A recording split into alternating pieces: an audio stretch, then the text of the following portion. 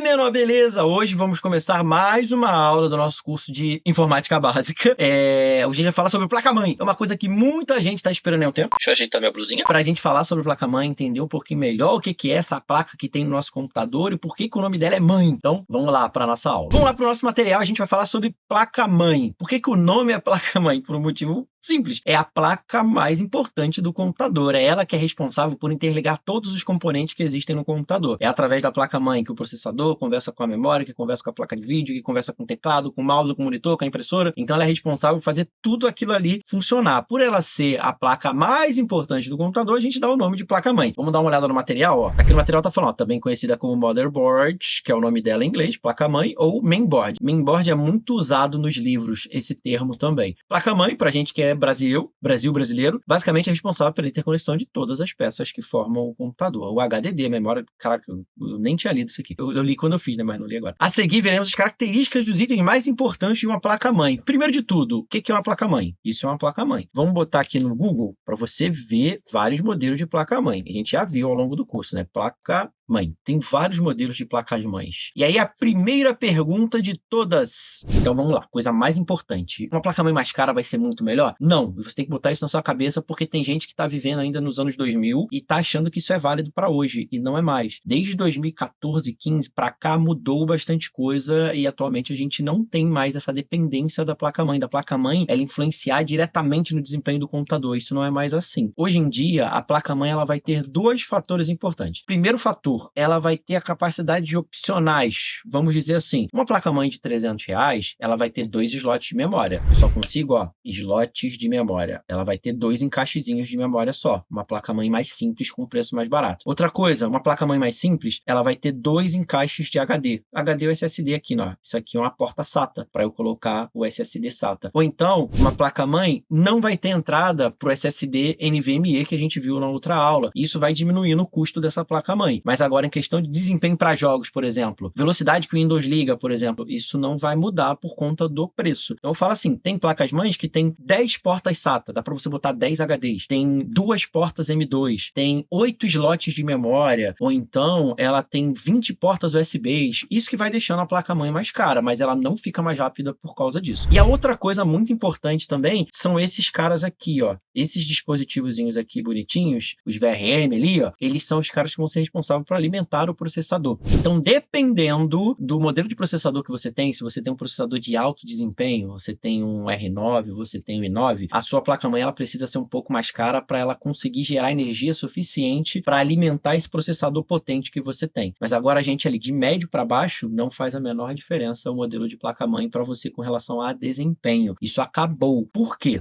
Vamos lá usar o nosso desenho aqui. Antigamente, quem tomava conta da RAM, da memória, e quem tomava conta do vídeo, que aqui, ó, não tem aqui vídeo, mas vamos botar o vídeo aqui, ó. Quem tomava conta e fazia o controle dessa transferência de dados era a placa-mãe através do chipset dela, que hoje em dia nem é chipset, mas tudo bem. Então a placa-mãe, ela tinha um chip que era responsável por fazer o controle dos dados indo da memória RAM para o processador, do processador para o vídeo, do vídeo para o processador, do processador para a memória. Tudo tinha que passar pela placa-mãe. Se a placa-mãe fosse lenta, ela não conseguia gerenciar esse controle. E aí, obviamente, você tinha que ter uma placa-mãe melhor para poder ter um computador com desempenho melhor. Só que com o tempo isso aqui morreu. Atualmente, em 2024, essa função aqui, quem é que controla o vídeo do computador? É o processador que está aqui dentro, o CPU. Ele que controla vídeo. Quem é que controla a memória RAM? É o processador também. Então, vídeo e RAM agora são controlados pelo próprio processador. Então, basicamente, o processador está fazendo quase todos os controles possíveis da placa-mãe. A única coisa que a placa-mãe ainda controla hoje, ela tem um chipset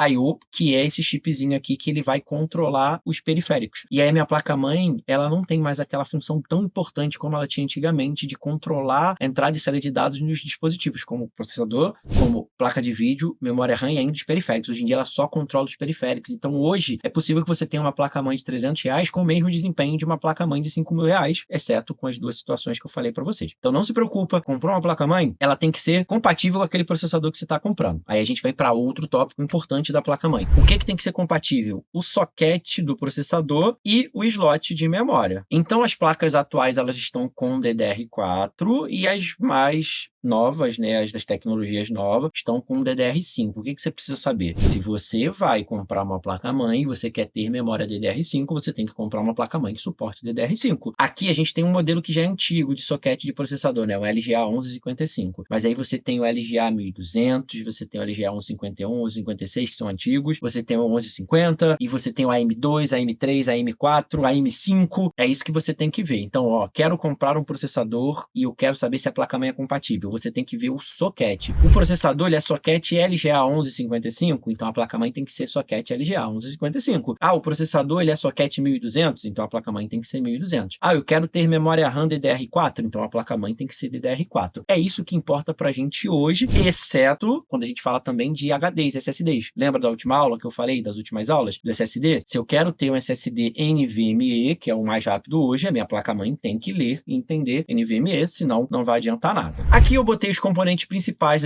da minha placa-mãe, onde ele mostra a entrada de vídeo, VGA, tem entrada de vídeo HDMI também. Hoje em dia você já não vê mais o VGA tanto, né? Agora suas placas só tem o HDMI. Você tem a placa de rede, hoje em dia não tem mais placa de rede Fast Ethernet, hoje em dia a maioria é gigabit, tem 1000 de velocidade, a gente tem os USBs, áudio, frontal, esse monte de coisa. E outra coisa importante aqui que eu deixei separadinho são os termos onboard e offboard. Onboard quer dizer que é alguma coisa que veio já integrado à placa-mãe, está acoplado à placa-mãe, por isso que a gente fala onboard, que é na placa. Na placa-mãe, isso já vem. Por exemplo, placa de áudio, ela é onboard, porque já vem junto com a placa-mãe, não preciso comprar separado. Eu compro uma placa-mãe e já vem com placa de áudio. Por exemplo, controladora USB, também é onboard, eu não preciso comprar uma placa de USB separado. Posso até comprar, mas eu não preciso. A minha placa-mãe já tem. Placa de rede, eu não preciso comprar uma placa. Posso comprar também, mas eu não preciso. Ela já está ali, é só eu colocar e usar. Então, tudo que a gente tem como onboard, tá na placa-mãe, vem junto com a placa-mãe, a gente chama desse termo de onboard. E aí eu tenho o offboard. O offboard seria fora da placa, fora da placa-mãe. São os slots de expansão, ó. O que eu coloco aqui no PCI Express X8 ou o que eu coloco aqui no PCI Express X1. Então, comprei uma placa de vídeo para colocar no meu computador, essa placa de vídeo é offboard, porque ela não está soldada, não está junto com a placa-mãe. Comprei uma placa de rede para colocar, então a gente chama também de offboard, por quê? Não veio junto com a placa-mãe. Aqui tem a foto de um modelo de socket de processador, que é um socket processador da Intel. Isso aqui é o lugar onde você encaixa a placa-mãe. Se você quiser aprender como é que monta e desmonta, a gente tem esse curso de montagem e manutenção aqui no canal. E também tem o curso de hardware utilizando o PC Building Simulator, esse aqui, ó, que o Paulinho tá colocando na tela. Dá uma olhada lá que a gente faz essa montagem, diagnóstico, um monte de coisa, tudo usando o joguinho que tá baratinho na promoção aí na Epic e na Steam, beleza? Então, você consegue aprender bastante usando esse simulador. Espero que você tenha tirado todas as suas dúvidas ali iniciais sobre placa-mãe. Não é um curso aprofundado, é mais para te dar uma noção, então eu tirei várias dúvidas sobre compra de placa-mãe, como é que funciona a placa-mãe, compatibilidade, esse monte de coisa. Já sabe, me segue aqui nas redes sociais para eu sempre continuar gerando conteúdo para vocês e fazer o canal crescer. Então compartilha para tudo que é lugar, porque quanto mais o canal crescer, maior vai ser o nosso alcance, melhor vai ser para gerar mais cursos para vocês, beleza? Então, já sabe, próxima aula a gente vai falar sobre fonte de alimentação para também tirar suas dúvidas sobre fonte de alimentação. Abraço e nos vemos na próxima aula.